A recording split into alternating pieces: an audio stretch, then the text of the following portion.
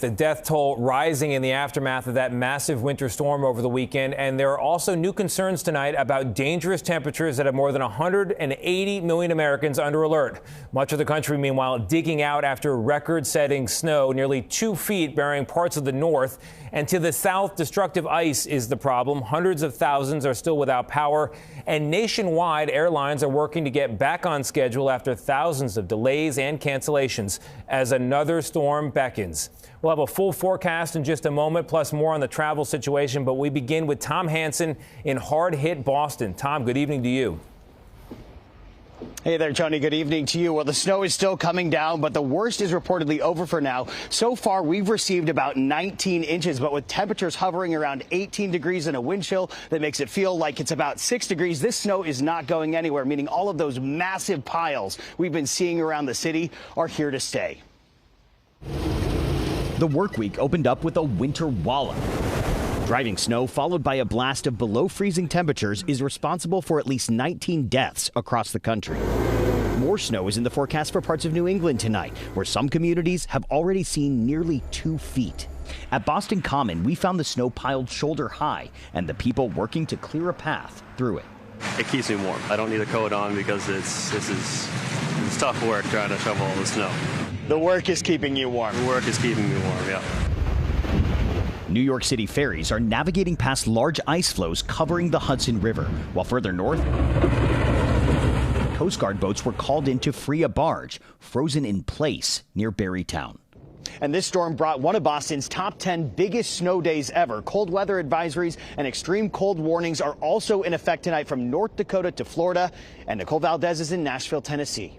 Here in Tennessee, 250,000 people are still enduring frigid temperatures without power, more than any other state. In Nashville and throughout the South, power lines and tree limbs are caked in heavy ice. The University of Mississippi has canceled classes for the week because of damage from the ice storm.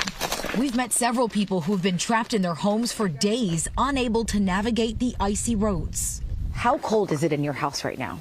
It's 45 degrees. What are you guys doing to try to stay warm and safe at this point?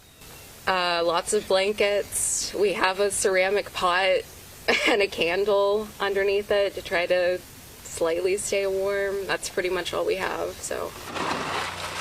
About 6 inches of snow fell in parts of Tennessee, but it's the extreme cold that's causing real problems. Nashville's mayor is calling for patience as crews work to get the power back on. We are seeing trees continue to fall. Even as crews are getting power restored, limbs and trees are falling on lines again in places, knocking power back out after it's been restored. Tonight, we'll have a wind chill of -11 degrees. This Arctic cold is also causing problems at many airports. Kris Van Cleave is at Reagan National.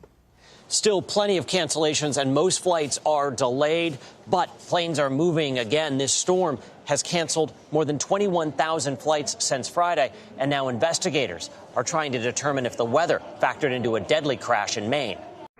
We have a passenger aircraft upside down. Haunting radio transmissions during the height of the storm Sunday night. A business jet linked to a Houston law firm crashed during takeoff from Bangor, Maine. Local police say all 6 on board died. The plane came to rest upside down and could be seen smoking after the crash. The NTSB has notified us that they expect to have a team of investigators on site later this afternoon, early evening. Airports from Dallas to Boston have been working around the clock, clearing out snow and ice to try to get people and planes moving again. At Washington's Reagan National Sunday, every flight was canceled. Solia Meckling has been in the terminal since Saturday. We were just hoping to see if we could rebook as fast as possible because we were calling airlines and no one was picking up. But now you're stuck here. Now we're stuck here for 2 days, so. Sad to report she's still stuck in the terminal, hoping to get on a long-delayed flight late tonight. Transportation Secretary Sean Duffy says the FAA doesn't expect things to get back to more or less normal until maybe Wednesday.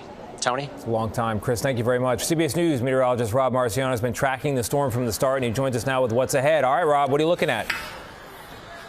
Well, Tony, we're looking at more in the way of cold. You know, this wasn't such a strong storm, but it was a big one with deep moisture in that cold air. And it's still, as you saw, snowy in parts of Boston. The storm itself is off the coast, but the wraparound moisture continues to dump that snow. And some of these snow totals are pretty remarkable. We'll start you off with the top 5, the big cities across the Northeast from Boston to D.C. First time in 10 years, they've all seen over 6 inches of snow in Boston with a clear winter, likely to see 20 by the time this is done. Look at Napanock. There in the Catskills, 30 inches. Dayton, that's a 24-hour record. Indy, Oklahoma City, that's the most you've seen in 10 years. All right, now we're into the cold. Nicole mentioned this, and it's all the way down to the deep south. This is dangerous stuff. We've got cold weather advisories down to the Gulf Coast, 20 to 32 degrees there, and well below zero elsewhere. And more rounds of cold are coming down here, and wind chills will be dangerous over the weekend. And, Tony, that sets the stage for potentially another snow event here on the East Coast this weekend. We'll talk more about that in the coming days. Tony? All right, Rob, thank you very much.